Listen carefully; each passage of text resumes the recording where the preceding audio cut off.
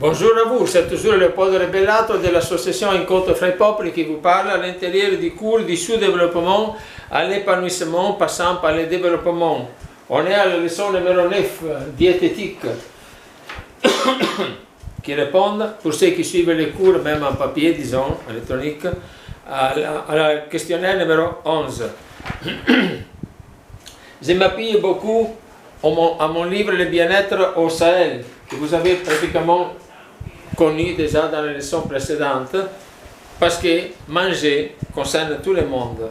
Et voilà comme je débute par exemple les chapitres concernant la nutrition dans mon livre. Combien de fois mangeons-nous?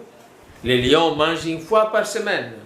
La poule mange à tout moment, et nous, êtres humains, au moins 3 fois par jour.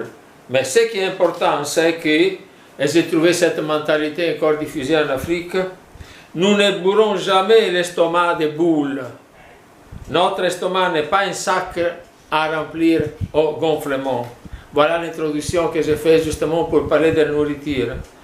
Nous disons manger, il faut manger. Peut-être il faut dire bien manger. Mon estomac est rempli. Mon ami, ce serait mieux si tu dis mon estomac est rempli de bonne nourriture, pas de nourriture quelconque. Et quand est-ce qu'on a une bonne nourriture?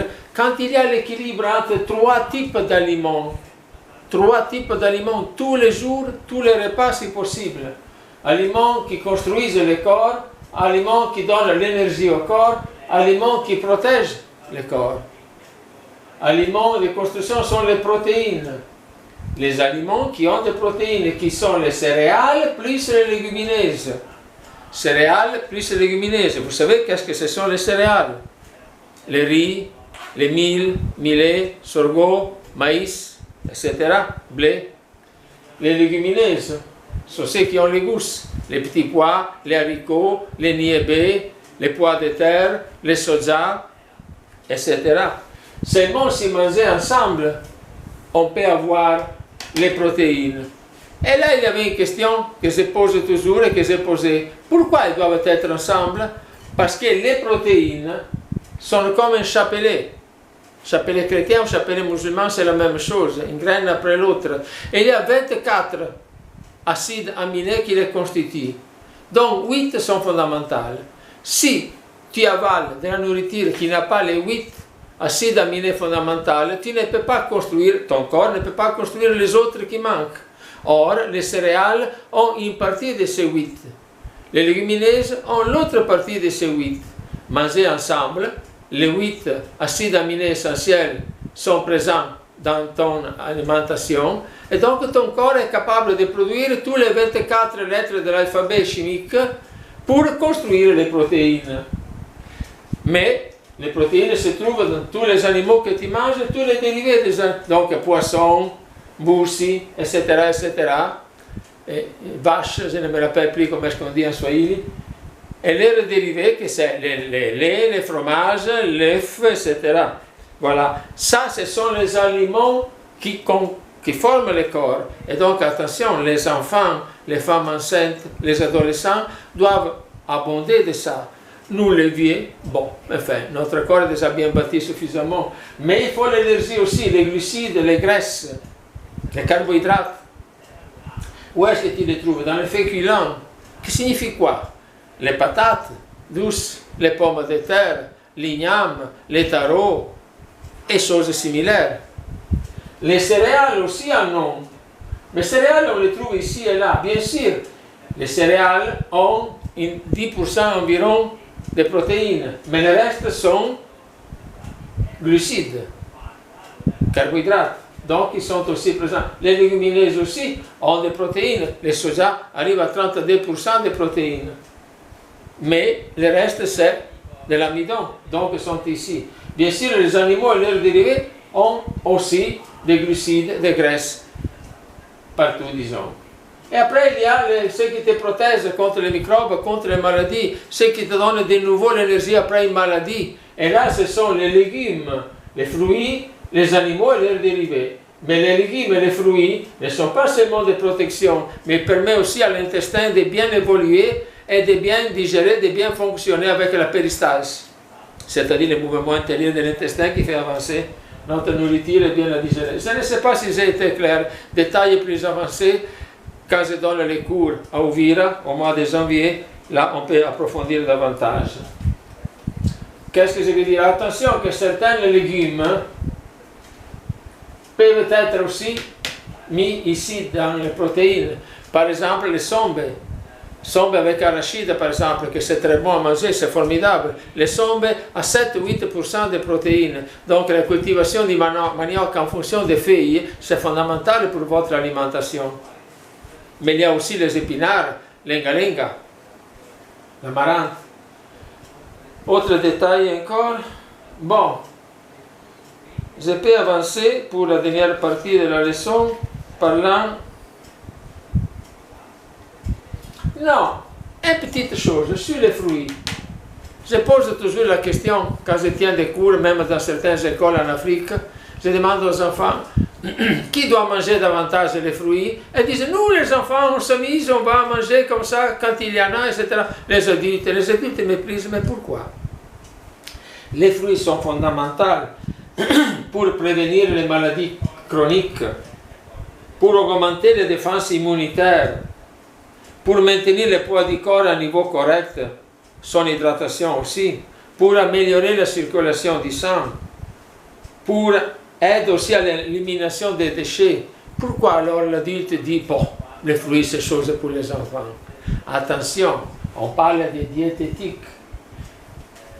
Une alimentation correcte, parfaite, fonctionnelle à notre corps, même toi qui as 40 ans, 50 ans, 70 ans et plus comme moi, même toi qui es un bébé petit, même toi qui as 10 ans, 15 ans, tous les âges, au moins pour nous adultes, naturellement les enfants pour moi, 400 grammes, presque un demi-kilo de fruits par jour, Les petits déjeuners, à midi, le soir, quand tu manges quelque chose, tu complètes ton alimentation avec un fruit. Mais là, ce sont des choses des enfants. Non, tu n'es pas évolué, tu es sous-développé, je te considère les fruits comme quelque chose pour les enfants. Bien sûr que pour les enfants encore plus. Dernier chapitre, la bouillie du matin, la bonne nourriture du matin. Voilà. Dans la leçon que je vous ai donnée, vraiment beaucoup de monde a fait tellement de confusion ici. Et attention, adaptons-la à la réalité rurale. Moi, je parle maintenant à vous que vous êtes candidats à être des grands techniciens animateurs. C'est-à-dire, vous devez aller dans les villages les plus perdus à dire achetez quoi? Les chocolats? Quelqu'un m'a écrit comme ça. N'est-ce pas? Ou acheter les cornes, comment est-ce qu'ils s'appellent là, les petites choses modernes que nous utilisons en Amérique et en Europe aussi. Mais de quoi parlez-vous?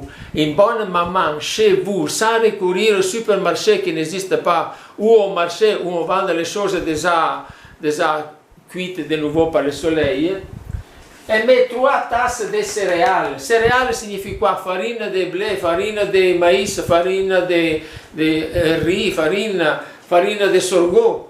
Et non, ici, il a fait une faute, la fille, c'est une tasse, donne-moi un marqueur, merci, une tasse de légumineuses.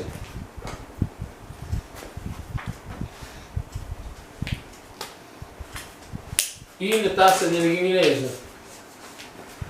Une tasse de farine de légumineuses, qui signifie farine de haricots, farine d'arachide, quelque chose comme ça, farine de soja bien traitée. Après, on peut ajouter la farine de quoi? Ben, si tu as un peu de fretin, de poisson, tu peux ajouter la farine de moringa, farine de sésame, farine de tamarin. Ou bien, si tu es plus chanceux, tu peux mettre du lait. N'ajoutez pas tellement de sucre.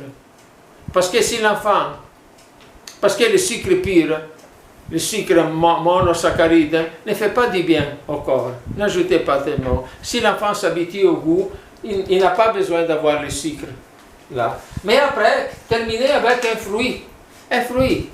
Une mandarine, une goyave, comment est-ce que ça s'appelle? Et autres fruits, les passion fruits, etc. Ou bien une bonne tisane d'artémisia. Vous savez qu'après pendant le Covid, au Madagascar, tout élève, quand il rentrait à l'école, il devait boire un demi-litre de tisane d'artémisia. Ils se sont sauvés du Covid. Mais ce n'est pas pour soigner la maladie. L'artémisia te protège aussi pour que les microbes qui entrent soient immédiatement tués par ces substances qui s'appellent l'artémisinine. Dernière question, ici ce n'est pas écrit, mais je souligne un petit aspect concernant la nutrition, la diététique. Attention aux premiers 1000 jours de nos enfants. Or, nos enfants naissent quand les spermatozoïdes et l'ovule s'unissent. Or, quand vous empêchez aux femmes avec votre bout, quand ils sont enceintes, de manger les œufs parce qu'autrement la tête devient tendre, de manger la viande parce que vous créez une race inférieure. Vos enfants seront déjà dépourvus pour toute la vie des capacités intellectuelles parce que la maman n'a pas bien nourri quand elle avait l'enfant dans son ventre. C'est grave ça, c'est grave face à Dieu aussi. La femme enceinte, s'il y a un poisson à la maison, ce n'est pas pour l'homme, il est pour la femme enceinte avant tout. Et l'homme qui se débrouille à manger manioc. C'est là que commencent les 1000 premiers jours de notre vie. Commence au moment de la fécondation de l'ovule.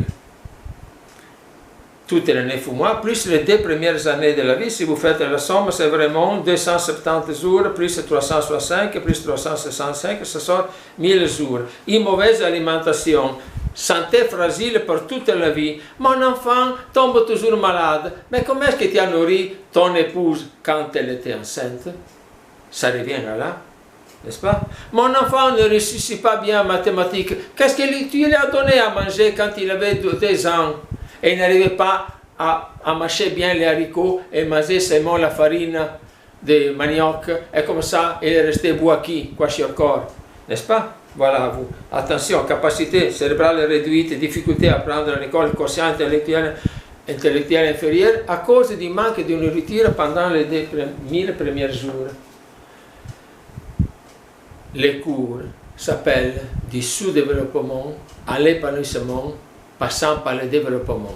Le développement avant tout, je répète ce que j'ai dit dans les leçons précédentes, c'est saisir les cadeaux de Dieu que nous avons dans notre terre. Ne pensons pas aux émissions d'argent des ONG, du gouvernement qui ne fait pas, les autres nous arriveront à vous. C'est vous qui vous devez développer. Qu'est-ce qui vous manque pour bien vous nourrir? Si vous nourrissez bien votre corps, même votre cerveau, votre capacité intellectuelle de tous vos peuples sera optimale, sera vraiment épanouie. Bye bye, à la prochaine.